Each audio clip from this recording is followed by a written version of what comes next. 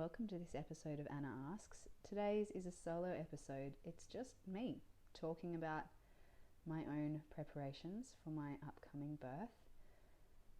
And as you may know, I have put myself on my very own maternity leave, and I don't have intentions of going and editing this podcast. So if it seems a little more waffly than usual, if there are a few gaps while I think, if there's a few more ums and ahs, then please do forgive me. I'm not going to be spending my time at an editing board. So before I start, I just want to acknowledge that I'm here on the lands of the Awabakal people, paying my respects to their elders past, present and emerging. And I think about this more actually as I get towards the point of birth, because it's something that's been happening here on sacred lands for generations and thousands and tens of thousands of years.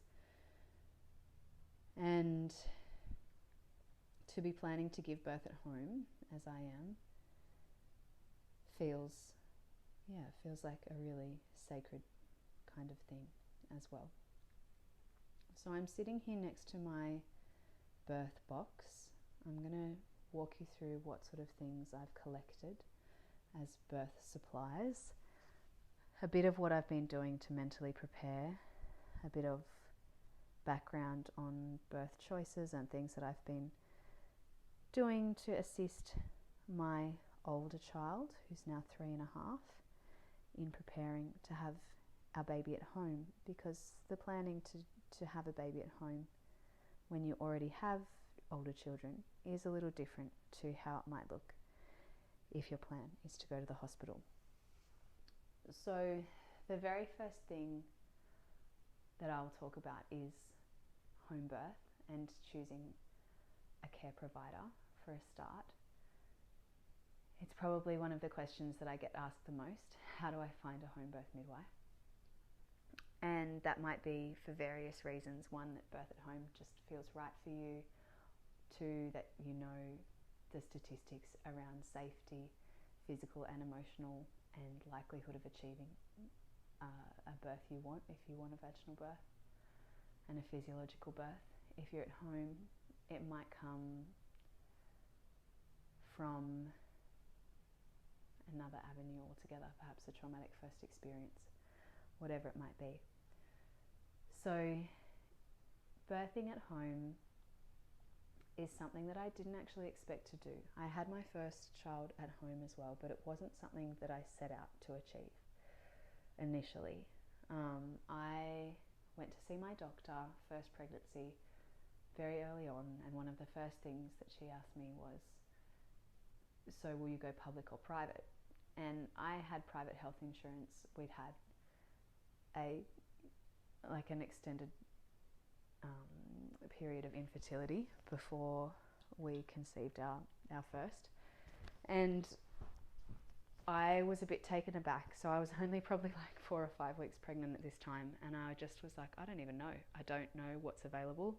I have private health, so I guess I'll be going private, but I don't know.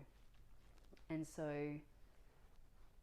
she gave me a couple of websites, or perhaps I went and found the websites, I'm not sure, and went through them and read all the different philosophies and a bit of statistical stuff about outcomes in each place. In New South Wales, you can actually get access to what the different data is for normal vaginal birth, instrumental birth, cesarean birth, augmented birth, induced birth, all of those sorts of things through a health stats website, and how they compare across different hospitals. And then also through the Australian Mothers and Babies report, then you can access that data more broadly as well. And so I went looking, and in my area there were 2 midwifery group practices available. So that is a publicly, like a state health, publicly funded kind of care pathway where you're assigned a primary midwife, but they work in a team with others. So if your midwife is not available, and on the day of your appointment or on the day of your birth, then somebody else from their team, their small team, will care for you. And one of those was located at Belmont Hospital, which is a smaller hospital. It doesn't have great big operating facilities, doesn't have a big maternity ward. It just has kind of the birth centre there. And I decided that that felt like the best place for me, and I got a referral there.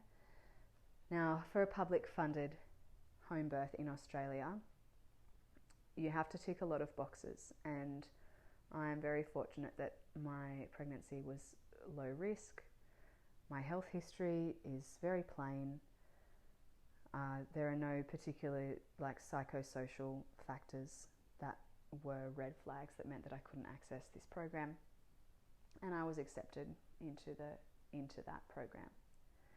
And I received great care through them, and it was probably at about the 6-month mark, I was maybe 24 weeks or so, that I started at a hypnobirthing course. And our teacher in Newcastle, Karen Scanlon at Embracing Birth, if anybody wants to go and find some really wonderful birth education, she spoke about the different places to give birth and the different models, and she was always very complimentary of Belmont's support.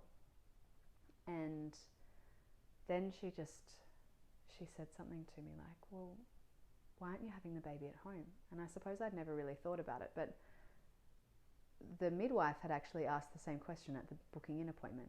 She said, well, would you like to have the baby at home? And my husband and I kind of looked at each other and were like, oh, I don't know about this. Like this, we've never really thought about this before. And I just was like, oh, maybe not. Maybe second time around, but for the first one, we'll just come in here. But the more that I learned about physiologic birth, the more I really didn't want to have to get in the car and go somewhere else and have to reacclimatise. And so we learnt about what their processes were, about emergencies, transfers, what gear they would have for neonatal resuscitation if required, that they would have 2 midwives present because that's what's legally required. All of these sorts of things. And for me, from my home, it takes 20 minutes to get from here to the birth centre, or it would take 20 minutes to transfer to hospital if we needed to the main hospital. And if there was any emergency at Belmont, we would have had to transfer across to the big hospital anyhow. So we decided that we would stay home, and if there was an emergency, we'd only end up with 1 trip, not 2. And it was beautiful. I had an incredible physiologic birth, absolutely like out of body kind of experience. 12 hours start to finish, an hour in the birth pool at the end through that kind of pushing or ejection kind of phase. And yeah, I had a few stitches, got stitched up on my own bed, had a shower in my own shower, all of these things. It was just wonderful. So second pregnancy, between then and now, I have lived birth and pregnancy and postpartum and learnt a lot. And I just had the strong feeling, or I suppose inner knowing, that I just wanted to be a step further removed from the hospital system. And while again I would be a low risk pregnancy, I knew that there are certain criteria and rules and things that crop up and things that public service has to do to tick boxes of their overseeing obstetricians, that I just felt like I wanted to be further outside of that. So my next quest was to find a private midwife, and actually part of it as well was that I had my first daughter at 41 and 3 days, and in the public funded service you have to be in established labour at 41 and 6 for them to be able to care for you. And I wasn't really clear on my period and ovulation dates for this pregnancy. My cycle hadn't returned for very long and it was quite erratic, and I just felt like if this baby wants to cook a little bit longer, if my dates are wrong, it just felt a bit too close for comfort. And private midwives can keep you under their care until I think until 42 and 6, so a whole extra week, and that felt like extra breathing space to me. So the next step was to find a private midwife. Excuse me, and now Home Birth Australia now have a directory of private midwives available on their website.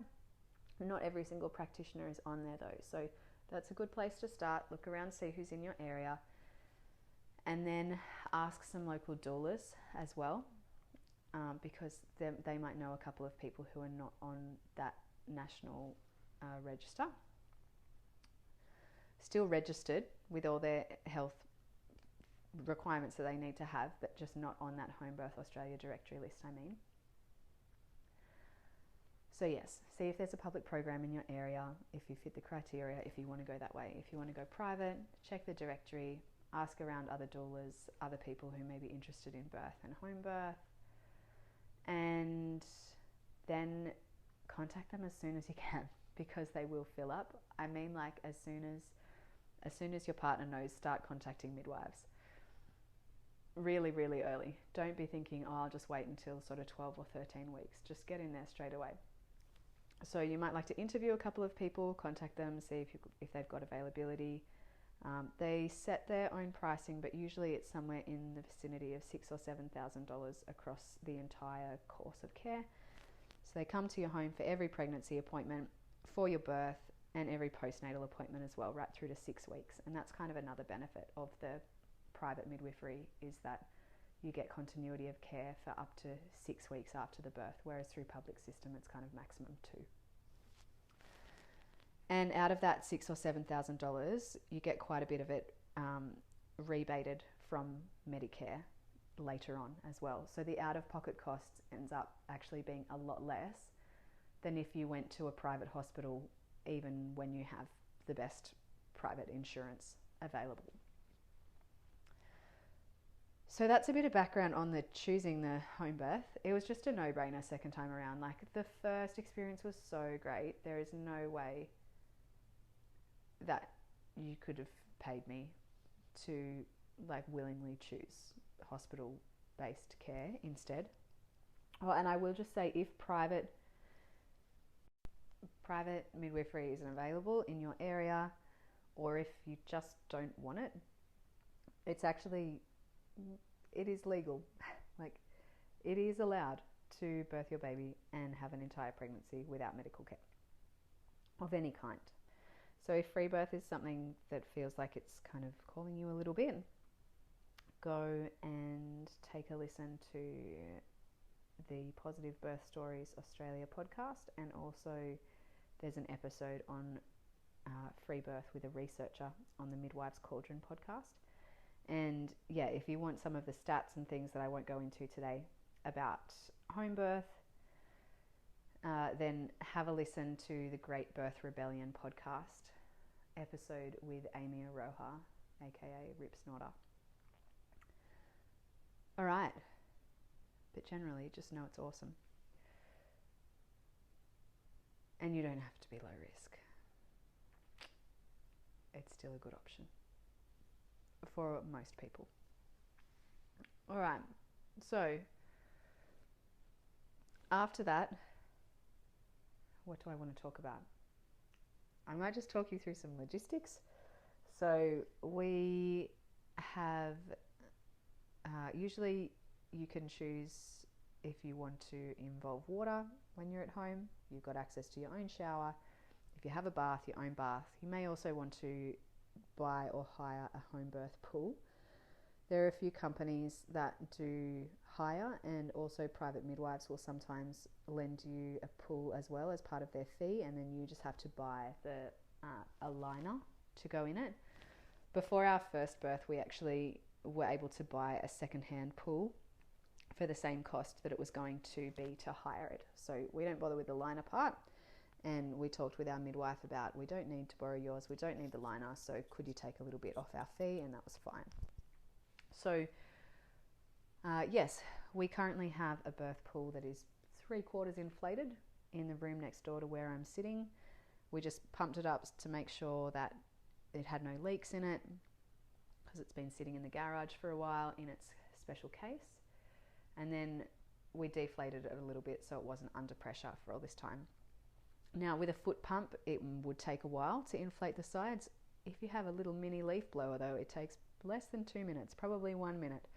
So that's a hot tip if you're going to be getting ready in a rush. You then need to get a special hose to attach to your tap. So a usual kind of sink or like kitchen or laundry sink kind of mixer tap, you just need a little attachment to go between that and like the sort of hose that you would have for drinking water if you were using a caravan. So you can get both of those things from Bunnings. Sometimes they're on special at Aldi too, Aldi special buys. And yeah, you just want to make sure that the hose can reach from there, from your water source to the pool, and that's all good. You also then want to have like a manual or hose draining kind of siphon of some kind. I think for us, our house is on piers, so we can just attach the hose to the outlet valve of the pool and put it out onto the veranda and make sure that the end of the hose is down lower than the pool itself and it drains itself out. Now, I had nothing to do with the cleanup process last time. I just got up in the morning and it was magically all done, which was beautiful. Pardon me. So don't quote me on that, but that's a nice kind of procedural task that a partner might like to take on researching and doing. I have a fit ball, I have a shower chair, which is really handy because we've had that for when less mobile visitors come to stay with us, and I've put it down onto the lowest setting because that's a really good height for me to kind of sit on the edge of the chair and lean forward, and the shower can then angle down and hit right on my lower back, which is lovely. And I can't stress enough, like the relief of getting into the water first time around was just incredible. Like I don't think there's any drug on the planet that could have done as well as just getting into water did. So yeah, if that's something that's speaking to you, have a look at those kind of options. A waterproof mattress protector for your bed is a good idea regardless of if you're birthing at home or not, because then if your water breaks in the night, you really don't want to be having to like buy a whole new mattress when you're postpartum, because it's going to be very difficult if it comes in a rush to get all of that back out again. So waterproof mattress protector from Kmart or Target, they're about $20. And yeah, probably useful anyway if you're going to have baby spew and wheeze and things around your house. You want to be cozy with them and protect your mattress too. So that is something that we definitely have in place. And I think that's about it for logistics. Like the actual labour part, the things that we've collected to support or to have on hand for after the birth. I do have some heat packs and stuff like that. I didn't bother with a TENS machine first time around. And so I didn't need it. I'm not going to have it this time either. So I'm bringing my birthing box a little bit closer. So one thing to know is to have a lot of towels. So far we've got about 5 here, and hopefully there'll be some more in our usual cupboard where they usually are, but we've borrowed an extra 5. I know some midwives recommend having 10 because you can be in and out of the pool a few times or out of the shower. Nice to have fresh ones for you and baby afterwards to drape across you in the water, all of those sorts of things. So lots of towels. At the top of the box. So I make a birth box so that everything's all in the one place. When I go into labour, then my husband just has to pick up one box, take it to the lounge room, which is where the birth pool will be, and everything that we're going to need for birth. And that really early post-birth phase is right there. And also then if we need to transfer to hospital, it's just a case of taking out a few things and putting a couple of extra in. So at the top of this box, I just have a little note that says, if going to hospital, remove the towels and add these things instead. So stuff like wallet, phone chargers, phones, speaker and headphones, colostrum from the freezer, because I've done some antenatal expressing, and a drink bottle with a straw. So yeah, then it doesn't feel like I'm making a hospital bag. There's just something about the language that, like, I don't want to be going near a hospital. This is practical, but also it's going to be perfect. So it's just a plastic crate with this stuff in it. So I've got the towels, I've got a beautiful blanket that I had some breastfeeding photos done with my older daughter, and yeah, I've got the same blanket in here as a special thing, a few little wraps for the baby, a few pairs of undies and pajamas and stuff for me. What else? Some baby wipes and disposable nappies. Usually we use cloth, but I don't like to start on cloth until after the meconium has passed and my milk's come in fully.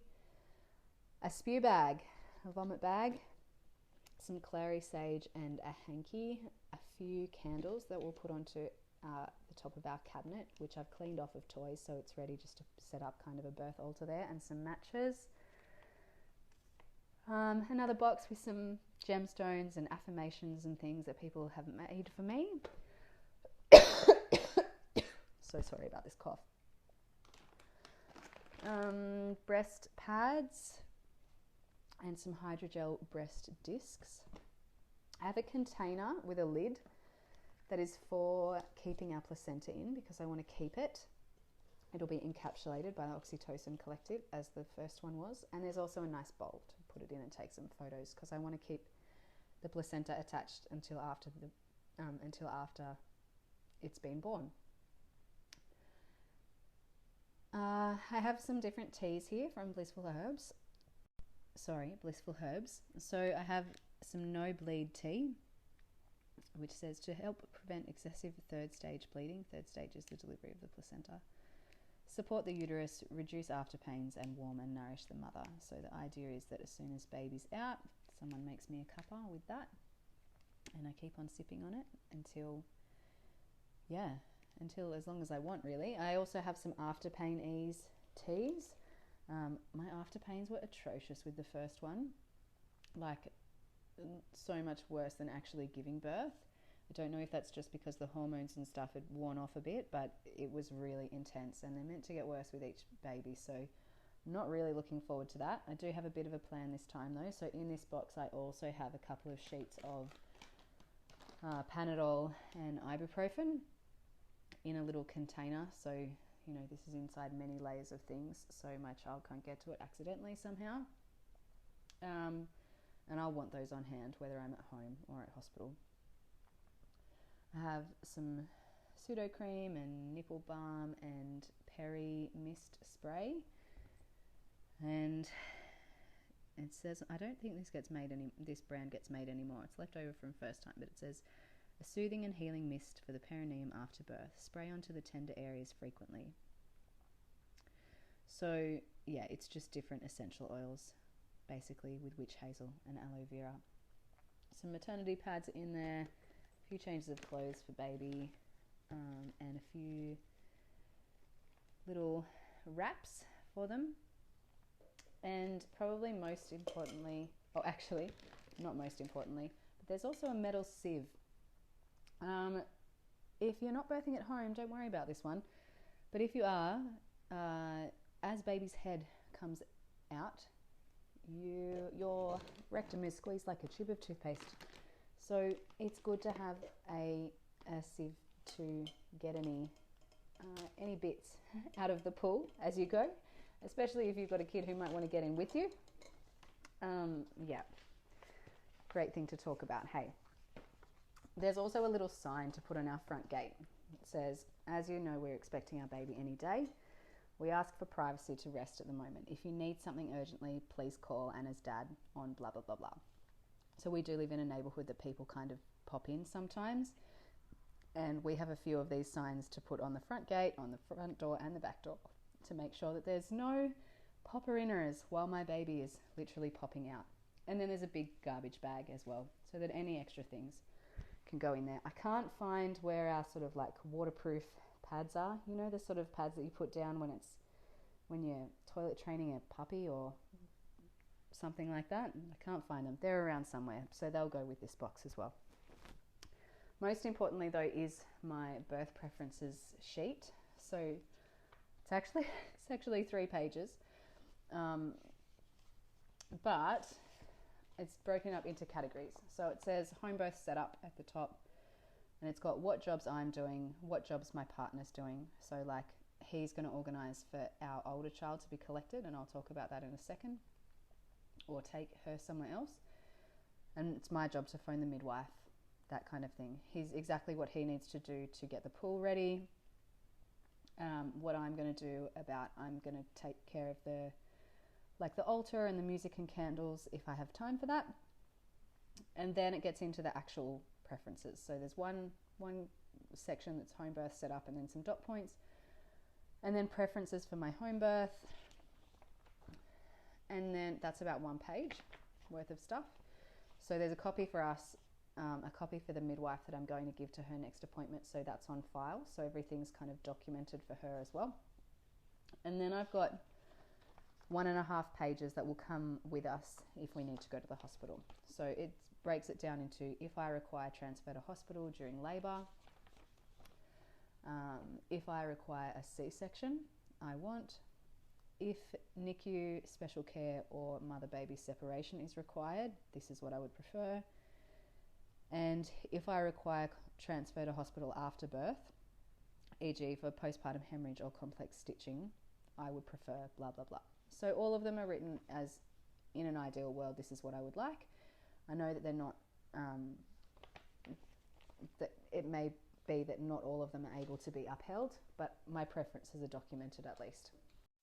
And both my midwife and my partner can refer to them if I'm not in a state to do so. So that's the actual birth and the labouring and whatnot. About what's happening with my older kid. So I have a great passion of making birth a family event and a normalised thing and all of that kind of stuff. I had this beautiful vision of her being next to me outside the pool, or perhaps even in the pool when her baby sibling was born. And as the time progressed, I was watching more birth videos where there were children present, and it just looked really annoying to me. Like I couldn't get past that. Occasionally she would still have, the birthing person or mother would still have to do something that was like caring for her older child. And I just was leaning more and more towards like, I don't know that I want her here. And we'd been playing lots of games, practicing with noises particularly. She's quite auditory sensitive, so getting used to the noises that might be part of birth. And then she and I watched a birth video, actually of somebody earlier in this series. So midwife Kate Elizabeth, her birth videos were online, and I watched it with my daughter, and she was amazed. She was loving watching it. She had this big smile on her face. She was pointing and talking to me about it, and she thought it was amazing. And then at the end she said, I think when your baby's coming out, I'll go to grandma and grandpa's house instead.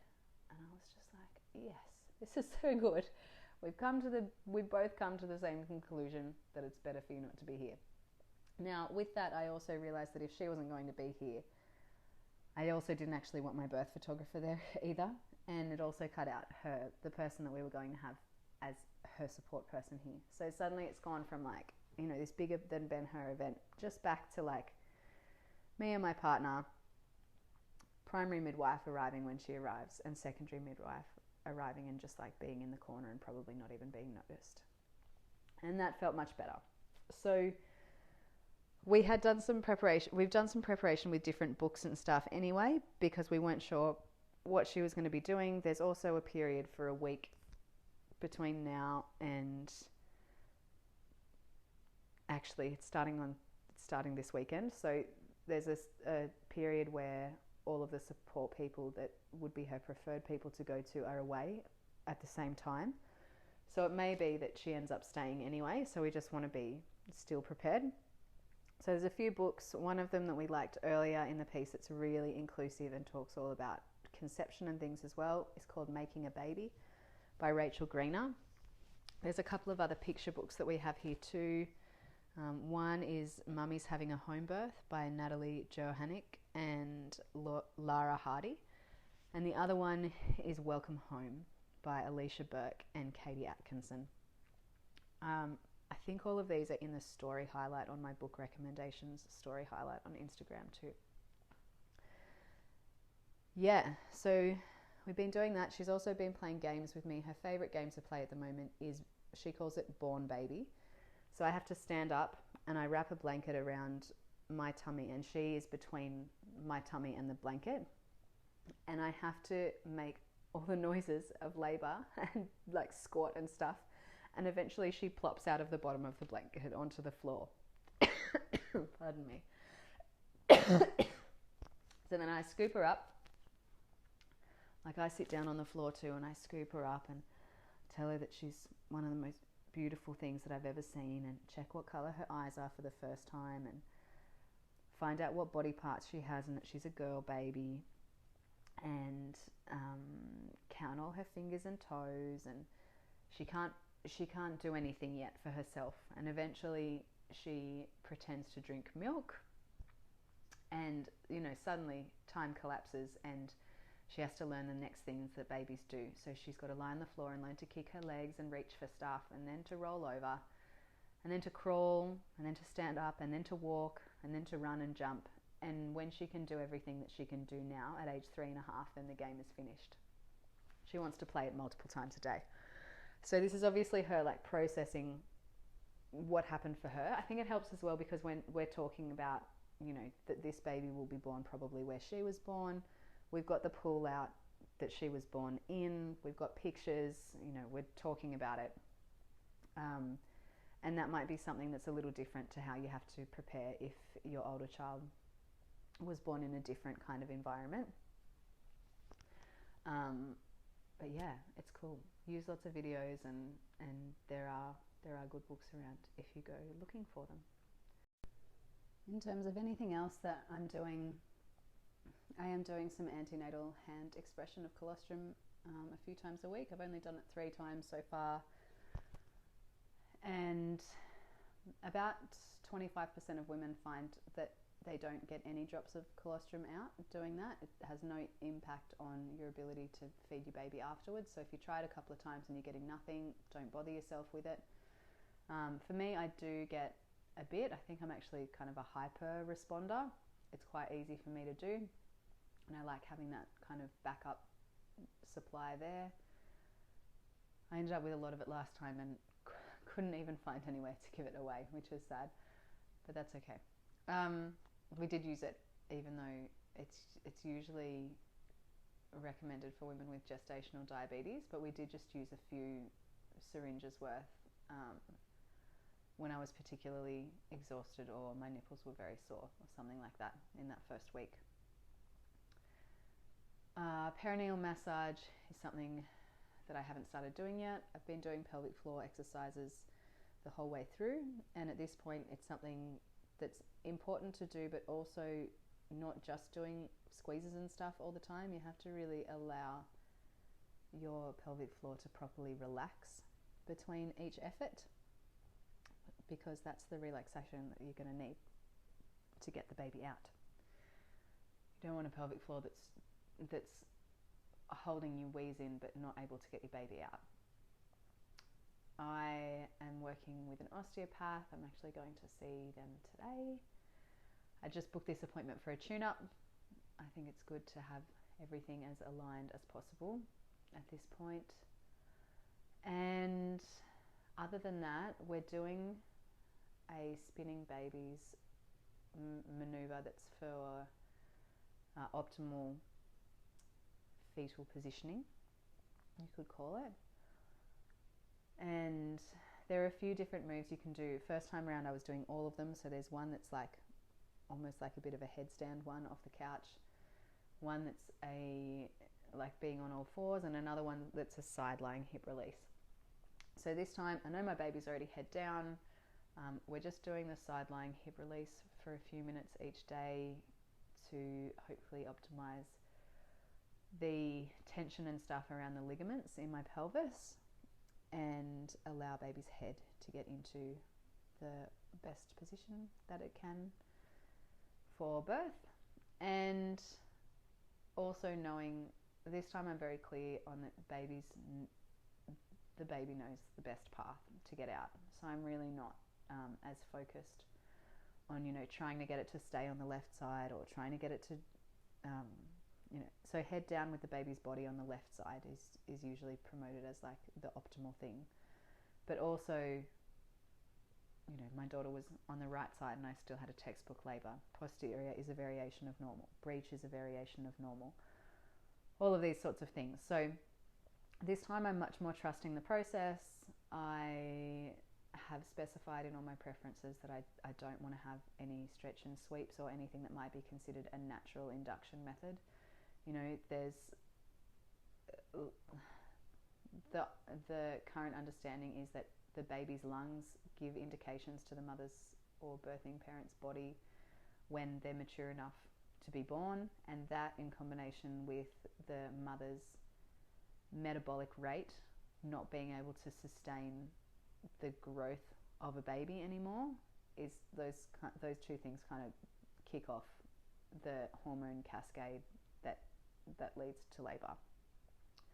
So long as I do my bit, it's my brain work to get my head out of the way of that physiological process happening, then that's good. Because if I'm too stressed, then the baby's going to be getting the hormonal message, or my body's going to be getting the hormonal message that it's not safe to come yet. So it's starting to dial down the outside noise, starting to just, not read anything that's too confronting. I'm reading like chick lit when usually I would read quite heavy material sort of books. And yeah, just trying to go with the flow and not stress my body too much. When I feel good, I'm going for a walk, but I'm not doing like, you must walk up and down stairs and do all these lunges and whatever to be like bringing on labour early. I'm like, the baby will come when it's ready to come. So that's where I'm at. I feel ready for birth. I don't know that I feel 100% ready for postpartum yet. I actually don't know that I'll feel completely ready for birth until all those people are back from their holidays. Very conveniently timed all simultaneously. But you never know. If the baby's lungs and my metabolic rate says it's ready, then we will roll with it, and that's how we go. So thanks for listening. Do whatever it is that you need to do to feel the most supported, the most well, the most safe. If you are interested in home birth or really how to support birth physiology in any environment, do go and listen to that episode of the Great Birth Rebellion podcast between Melanie the midwife and Amy Aroha. I think it's called Giving Birth at Home. And yeah, trust yourself. Trust yourself. You will know what you need. And I think that's what's different this time too, is that when I had my daughter at home, it was this big secret. Like really only midwife, doula and us knew. Oh, and my parents. And other than that, we weren't telling anybody because I felt like I actually worked in a hospital at the time as well. And I felt like if I broadcasted that I was having a home birth and then I needed to transfer, that it would be a failure of some kind. And I've had a lot of time to sit through that and work through that. And I've had a session with a kinesiologist this time as well, because I did still have fears about what kind of care that I would receive in hospital, because in my perspective,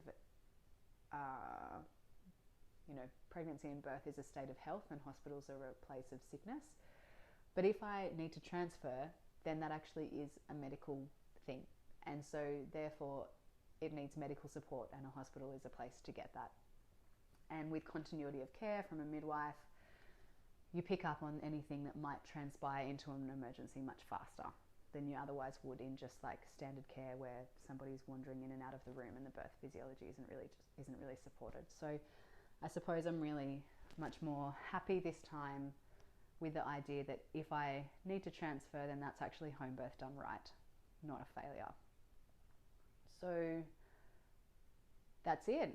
That's me. I'll pop in again here, so long as I don't have a baby in the next 24 or 48 hours. I'll pop in here again to record about my postpartum preparations, and I'll see you all on the flip side.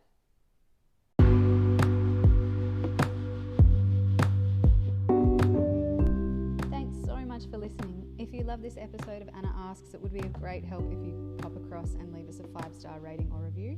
This helps other parents and people to find us and join in the conversation. You can also become a sponsor of this pod for $2.99 Australian a month via the link in the show notes, or head to my website www.annacusack.com.au to grab my free postpartum preparation e-guide, check out my services, or grab my book, Mama You're Not Broken. Until next episode, bye from me, unless of course you want to come chat via social.